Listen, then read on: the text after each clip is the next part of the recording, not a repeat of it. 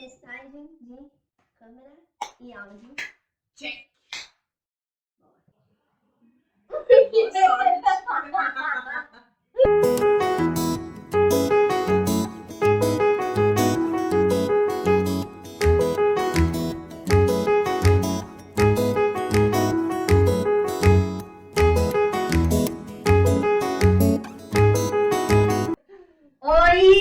bem-vindos de volta ao canal da sua depressiva preferida e mais animada desse YouTube.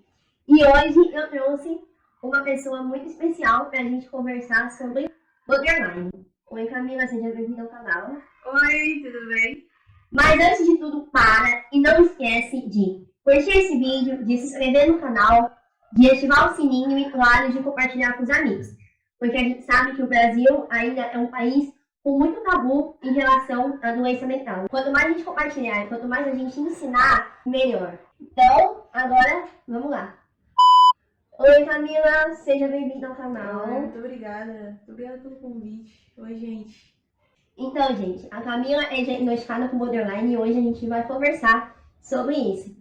Camila, quando você foi diagnosticada com borderline? Então, na verdade é algo muito recente ainda. Eu fui diagnosticada dia 20 de janeiro. E eu fui diagnosticada numa clínica psiquiátrica depois que eu me internei lá. Entendi. E Camila, como foi para você receber o diagnóstico de borderline? Na verdade, eu quebrei a cabeça com isso, porque eu já tinha ouvido falar antes sobre o borderline, mas foi algo muito superficial. Eu pesquisei sobre, mas nada muito profundo. Então, lá onde eu tava, tinha várias outras pessoas que também são diagnosticadas com borderline. E aí eu saí perguntando pra todo mundo, saí desesperada, falando, o que que é isso, o que que é isso? E aí uma galera me explicou um pouquinho mais sobre. E você conseguiu se identificar com o seu diagnóstico?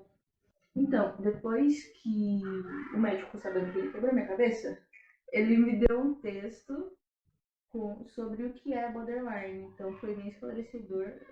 Eu me identifiquei com quase todos os sintomas.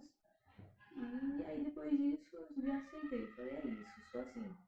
Muito bom, somos assim, né? Somos assim. Bom, a gente tem uma situação recente, né?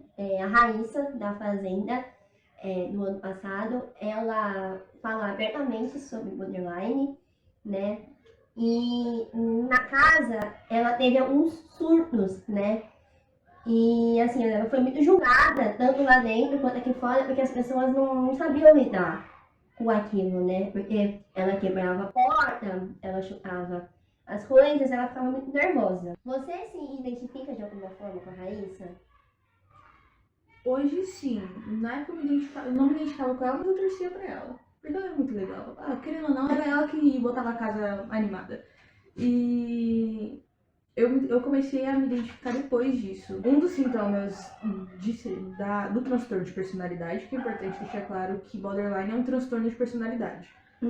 Então, um desses sintomas é a agressividade. Eu não me identifico nesse sintoma, mas tem pessoas que se identificam, né? E esse transtorno de personalidade ele tem vários sintomas, como agressividade, medo de abandono, seja ele real ou imaginário, automutilação, ansiedade. São uma junção de várias coisas. Depois é importante pesquisar melhor, porque eu não sou a melhor pessoa para dizer isso, né? Então, e a borderline, ela é caracterizada também por ser muito intensa, né? Então, como é viver com borderline todos os dias, Camila? Não, na verdade, pra mim é normal. Porque eu tenho isso, eu já me acostumei com isso.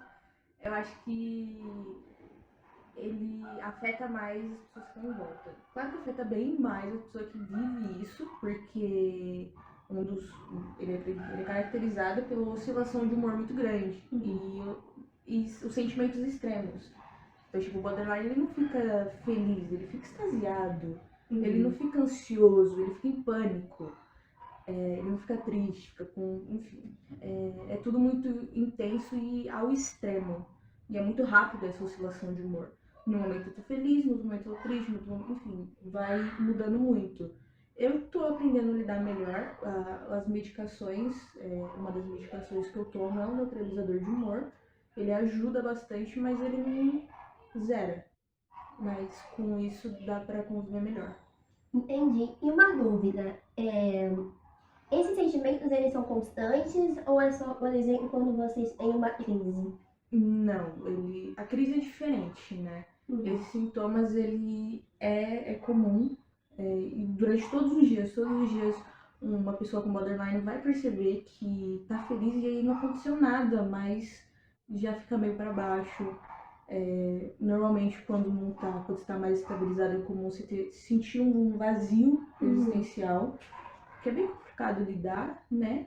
Mas a gente vai seguindo. Eu acho que o sentimento de vazio, eu acho que é o sentimento mais complicado, né? De se sentir, porque quando você tá triste, você fala, eu estou triste. Quando está feliz, você fala, eu estou feliz. Mas quando você sente o sentimento de vazio, você vai falar o quê? Estou me sentindo vazia. É difícil de explicar, né? Não, a gente fala que não tá sentindo nada. É isso. Você não tá feliz, você não tá triste, você não tá. Enfim, você tá normal, mas por dentro você tá sentindo alguma coisa meio estranha. Difícil de explicar. Isso. E já é alguma coisa, mas não dá pra entender o Não que dá pra é. identificar. Sim, uma coisa interessante. No meu primeiro vídeo, eu ia falar sobre o sentimento de vazio. Mas aí, quando eu tava fazendo o script, né, eu comecei a pensar, gente, como que eu vou explicar? Porque não tem como você explicar. É tipo, você não tá sentindo nada. Você tá ali, tá vivendo. Exatamente. E Camila, antes de você se identificar com o borderline, você achava que tinha outra coisa? Então, desde os meus 13, 14 anos, na verdade, eu fui diagnosticada com depressão. Uhum. Porque normalmente os sintomas são parecidos, né? A tristeza, a automutilação, enfim, coisas do tipo. E desde então, meu diagnóstico sempre foi voltado entre depressão, ansiedade. Eu fui diagnosticada com fobia social e até síndrome do pânico. Uhum. Mas foi quando eu fui internada em uma clínica psiquiátrica que tinha acompanhamento psiquiátrico toda semana. Deitou. Que lá nessa clínica o acompanhamento psiquiátrico, então com o psicólogo é toda semana. Uhum. Psicoterapia, enfim. E aí ficou mais fácil dos médicos me observarem e fecharem meu diagnóstico, que é o transtorno de personalidade borderline. Entendi. Interessante, porque quando a gente fala, geralmente, de transtornos psiquiátricos, a gente fala mais sobre depressão ou sobre ansiedade, né? Assim, a fobia social, a síndrome do pânico e principalmente a borderline são coisas que a gente não ouve muito falar, não se discute muito, né? E aí a Raíssa trouxe essa discussão. Popularizou, né? Isso. Esse nome. Fez as pessoas pesquisarem mais sobre. Sim, isso mesmo. Tanto que a primeira vez que eu ouvi falar sobre borderline foi na Fazenda, quando veio à tona esse assunto de que ela foi diagnosticada. Eu também. Aí eu já aproveitei e pesquisei um pouquinho mais sobre alguns outros transtornos de personalidade, como borderline, transtorno de personalidade afetiva, mas tudo meio por cima só. Mas foi a primeira vez que eu ouvi falar. Entendi. Eu também, eu pesquisei assim muito por cima e eu vi que a borderline ela é muito confundida com a bipolaridade, né? Inclusive, você pode explicar assim mais ou menos? Então, eu acho que a principal diferença entre borderline e bipolaridade é que o bipolar ele tem uma mudança de humor também muito constante, mas normalmente ele fica por um longo período de tempo tendo essa emoção. Por exemplo, ele fica uma semana inteira triste, outra semana inteira feliz. Tem essa mudança, mas ela é mais prolongada. O borderline não, você pode ter todas as emoções possíveis em um único dia. E é muito rápido, né? A mudança, é isso? Sim, é muito rápido, é tipo questão de minutos. É muito raro você ficar com a mesma emoção, o mesmo sentimento por várias horas ou até mesmo dias.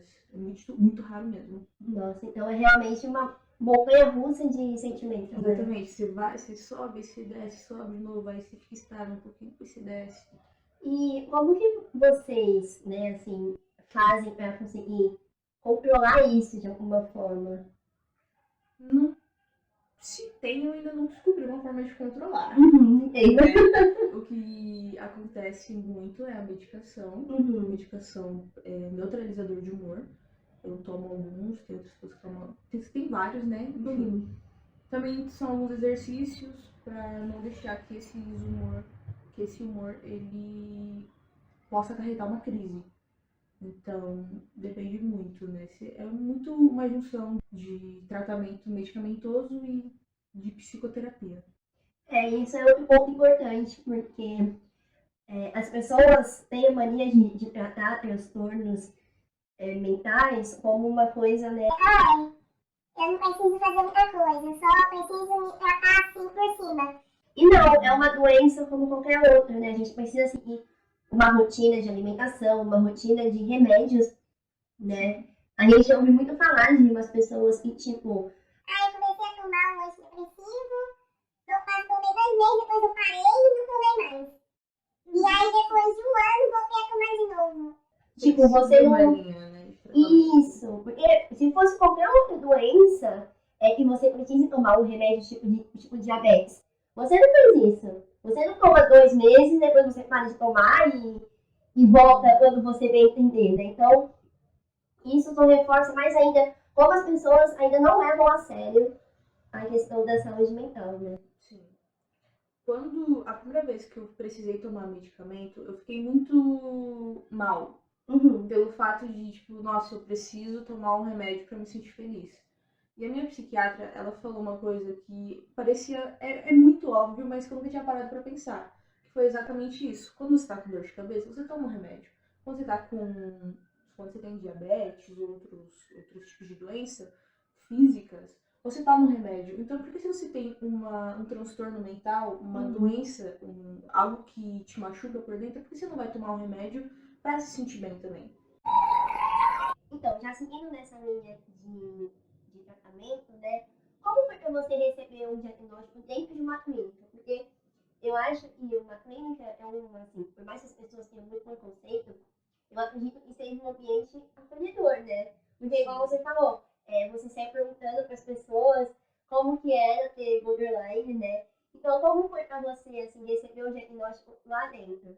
Eu acho que lá foi melhor eu ter recebido do que aqui fora. Porque lá eu recebi o diagnóstico e logo em seguida eu recebi o acolhimento. Porque lá tem as pessoas, tem os pacientes, tem os enfermeiros, tem os médicos, tem terapeutas, né, dispostos a falar com você durante o dia. Então é todo um ambiente controlado. Por mais que lá as emoções fiquem muito à flor da pele. Porque querendo ou não, você tá longe da sua casa, você tá longe da sua família, você tá sem seu celular, sem acesso a nada. É como se fosse um BBB. Inclusive lá a gente falava que ela era o BBH, Big Brother Hospício. Muito bom, Big Brother Hospício. Sim. Gostei. Só que no caso, ser eliminado era uma coisa boa, porque se você fosse eliminado, significaria que você recebeu alta médica. O que não muda muito do atual BBB, né? E se você for eliminado atualmente na situação que tá naquela casa, é uma coisa boa. Exatamente. E aí lá foi melhor eu ter recebido. Eu fiquei bem desamparada, eu fiquei sem chão, mas os enfermeiros eles viram, conversaram comigo, outros pacientes também conversaram comigo sobre, eles foram bem receptivos, bem acolhedores mesmo. Acho que o acolhimento é o que define uma clínica psiquiátrica. Um acolhimento que, inclusive, muitas vezes a gente não tem aqui fora, né? Às vezes a própria família não. Eu acho que não é não querer acolher, às vezes eu acho que não sabe. Não saber como lidar. Isso, não sabe como lidar, né? Porque às vezes eu acho assim, nem a gente sabe, né, como lidar. Imagine uma pessoa que não sente isso, que não vive aquilo, né? Por isso que é muito importante a gente trazer essa discussão, a gente mostrar a realidade de quem vive, trazer essa vivência de quem realmente passa, né? Porque às vezes as pessoas não sabem como é de fato, né? Então a pessoa falar, às vezes é bom. Camila, para você, qual é a importância de expressar sobre isso? E para você, o que você acha sobre falar realmente sobre borderline? É importante porque, querendo ou não, ainda é um assunto desconhecido. As pessoas ouviram essa palavra, mas não pesquisaram sobre. Só apontaram o dedo e julgaram. parecido como eu cheguei em casa. Depois que eu recebi a alta médica, eu falei, olha, eu falei pra minha mãe, falei, mãe, você já conhece a minha personalidade, agora toma aqui esses textos, porque esse aqui é o meu transtorno. Muito bom. É bem diferente um do outro, né, minha personalidade e do meu transtorno, mas ambos estão ligados dentro de mim. Então, é importante falar sobre, até pra conhecer mais, você saber, não só se você tem alguém próximo a você que sofra desse transtorno, mas até mesmo pra você saber mais, né, ter mais conhecimento sobre. Sim. Uma dúvida, Camila. Você tem ou já teve, assim, durante. Porque o seu diagnóstico é recente, né? Mas você já teve vergonha de falar sobre o seu diagnóstico? Eu nunca tive vergonha de falar do meu diagnóstico, mas um dos meus sintomas é a automutilação. Uhum. E eu tenho várias cicatrizes. E eu tenho vergonha dessas minhas cicatrizes. Hoje nem tanto, mas ainda tenho um pouco, né? Então, é um processo diário, né? Entendi. Então você diz que a sua vergonha é mais nas consequências, mas não de fato na borderline. Exatamente. É mais as consequências que esse transtorno acabou acontecendo comigo, até porque eu não tinha um amparo, né? Eu não tinha um tratamento correto. Uhum. Eu tratava depressão e não borderline. São coisas muito diferentes. Por Sim. mais que existam bothers, né, que a gente chama de borderline, bothers que tenham depressão, Fofinho. mas vai falar borderline, mas, poxa. Mas por mais que existam pessoas que tenham depressão, não é uma característica de todos. Normalmente borderline, a maioria, vários têm depressão, mas normalmente quem tem borderline tem mais de um CID, né? Tem mais de um diagnóstico. Entendi. Tá. CID é o diagnóstico, doença, né? Uhum. Então, eu pelo menos até agora eu só tenho um CID, que é o borderline, mas a depressão ela tá junto, ela se inclui no borderline, tanto a depressão quanto a ansiedade, a fobia social, a síndrome do pânico, enfim, é tudo isso. Tanto que a gente costuma dizer que borderline não é ansioso, ele entra em pânico, né? Ele não tem ansiedade, ele tem síndrome do pânico. Entendi. Camila, conta pra gente, assim, um episódio que você passou, assim, que você diria que é um sintoma, assim, muito óbvio da borderline, ou que foi, por exemplo, uma atitude causada pela consequência da borderline. Então, hoje, olhando as coisas que eu já fiz, tudo se encaixa. Por exemplo, tem muito. Um dos sintomas também é autodissociação de imagem, autoestima baixa, autossabotagem. Teve vários momentos que eu tava prestes a conseguir alguma coisa, mas alguma coisa fez com que eu pensasse que eu não era digna daquela coisa, então eu me autossabotei pra perder aquela coisa. Já aconteceu várias vezes isso. Então são várias coisinhas que já aconteceram comigo que hoje, tendo em mente esse diagnóstico, eu consigo olhar mais, eu consigo perceber mais as coisas, que tudo se encaixa. Entendi. E, Camila, como foi pra você voltar pro mundo real, assim, depois que você deixou a clínica, né? Igual você falou, lá na clínica você tinha acompanhamento 24 horas por dia, né? Sim. Como foi pra você viver com o borderline na vida real? Eu acho que foi mais difícil o processo de não estar lá na clínica. Uhum. A minha primeira semana, quando eu saí, foi bem difícil. Tipo, logo no meu primeiro dia que eu saí, eu quase fui atropelada na rua. Mas isso foi por causa... não, foi porque eu tava desacostumada. Lá a gente fica, era entendi. uma clínica, num ambiente fechado. Parecia meio que uma chácara, meio que um sítio, assim. Uhum. Então, voltar à realidade, porque lá tava dentro de uma bolha. Sim. Né? Uhum. Eu tinha toda uma rotina, eu acordava com os enfermeiros chamando para tomar medicação. Se eu quisesse dormir de tarde, era só por algumas horas, porque daqui a pouco o enfermeiro ia lá, me acordava de novo para tomar café da tarde, por exemplo. Eu tinha psiquiatra toda semana, o que é diferente daqui, né? Do mundo real, que é psiquiatra uma vez por mês. Uhum. Então, chegar em casa e ter só eu em casa e não ter mais, tipo, 40 pessoas lá. Lá eu dividia quarto com mais 2 pessoas, mais 2 meninas em casa. Eu não divido quarto com estranhos. Então, foi tudo bem diferente. Logo no meu primeiro dia eu já quis voltar. Eu fiquei a semana inteira falando, meu Deus, eu preciso voltar, eu quero voltar. Mas os médicos, eles falaram que na primeira semana realmente tem um baque muito grande. Porque lá você tá dentro de uma bolha de vidro, né? E aqui fora, não. Aqui fora é a vida, é você por você. Realmente, e nem todo mundo tem o privilégio, né, de poder, Sim. assim, se internar e realmente ter o seu diagnóstico, né, pronto. Principalmente num país como a gente vive, que não leva a saúde mental a sério, né? Mas o que você falou foi interessante, porque quando eu entrei lá, eu descobri, era uma clínica particular, mas eu descobri que tinha pessoas que conseguiram uma vaga lá através do SUS. E existem clínicas gratuitas pelo SUS. Isso é muito interessante. Lembrando sempre que a gente está falando sobre aqui em São Paulo, certo, gente? Exatamente, né? Eu não sei como é em outros lugares do Brasil, mas aqui eu descobri que existiam clínicas psiquiátricas que não eram manicômios, como a gente tem isso em mente. É filme de terror, essas coisas. Exatamente. Não confie nisso. Eu descobri através de uma amiga da minha irmã, que ela se internou em uma clínica através do SUS. Ela conseguiu uma vaga numa clínica através do SUS, se internou. E foi a partir dela que eu descobri que existe isso, né? Que existem realmente lugares que as pessoas vão para se cuidar. E não se cuidar de algum machucado, se cuidar da mente.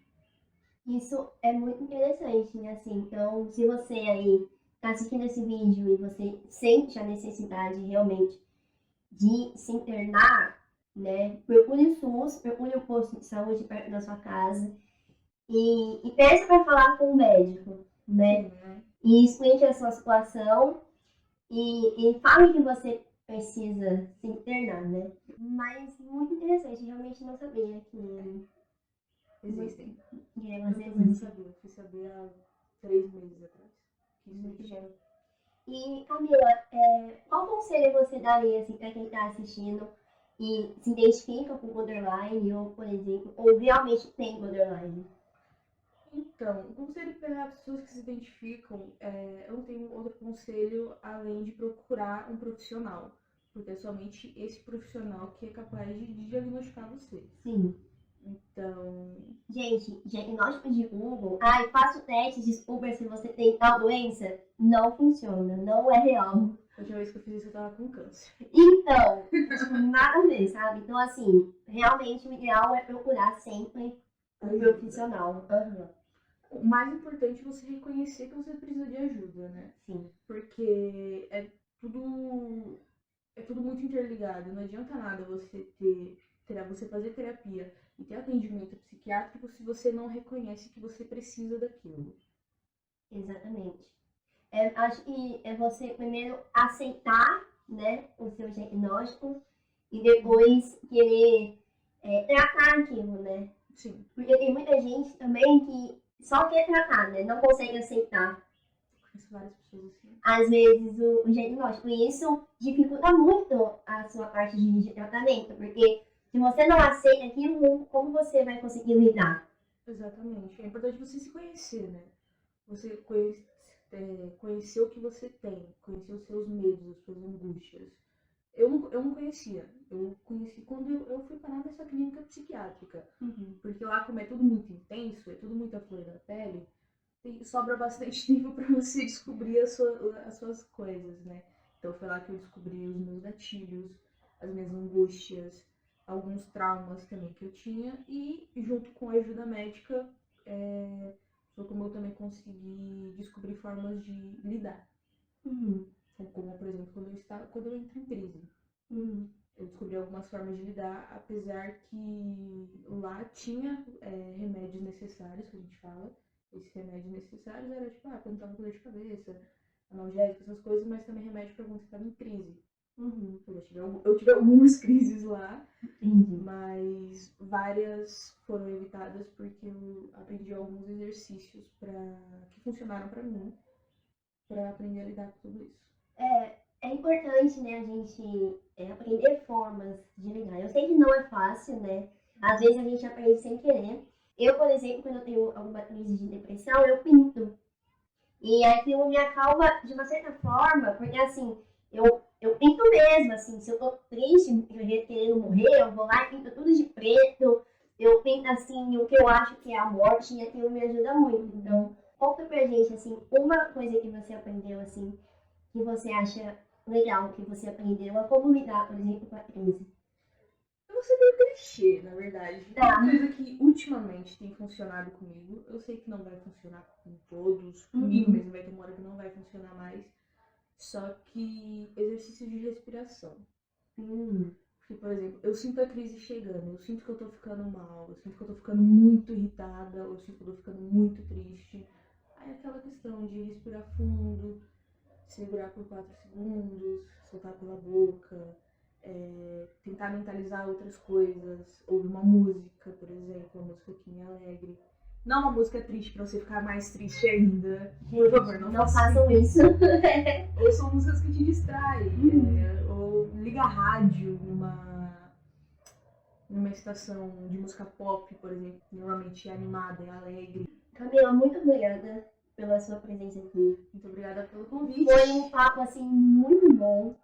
De verdade. Eu acho que, assim, eu aprendi muito sobre borderline. Eu acho que quem tá assistindo também.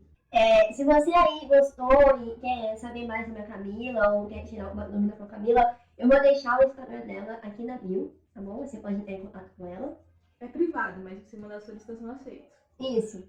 E claro, a Camila não é médica, né? Obviamente, a Camila não vai te diagnosticar e falar, olha, você tem ou não tem. Mas, assim, se vocês quiserem trocar experiências, papos, eu vou deixar o Instagram da Camila aqui. Se você quiser me ensinar mais sobre também, porque, enfim, né, eu não conheço tudo. Verdade. É bom também. E, gente, sempre bom lembrar, façam terapia. Pelo amor de Deus.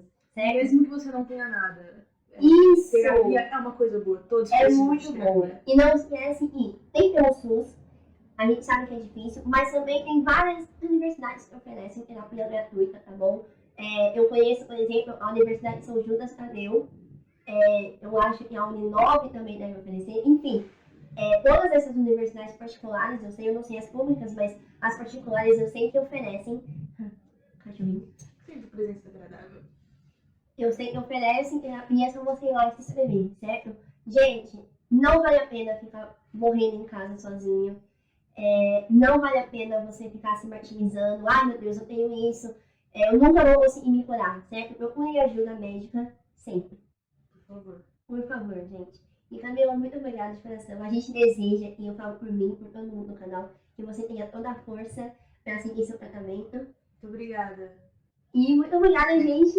Não esqueçam de curtir esse vídeo, de compartilhar com os amigos, de se inscrever no canal, tá bom? Muito obrigada. Até a próxima. Um grande beijo. Fiquem bem, tá bom? Obrigada, Camila. Muito obrigada. Tchau, gente. Tchau. Façam terapia.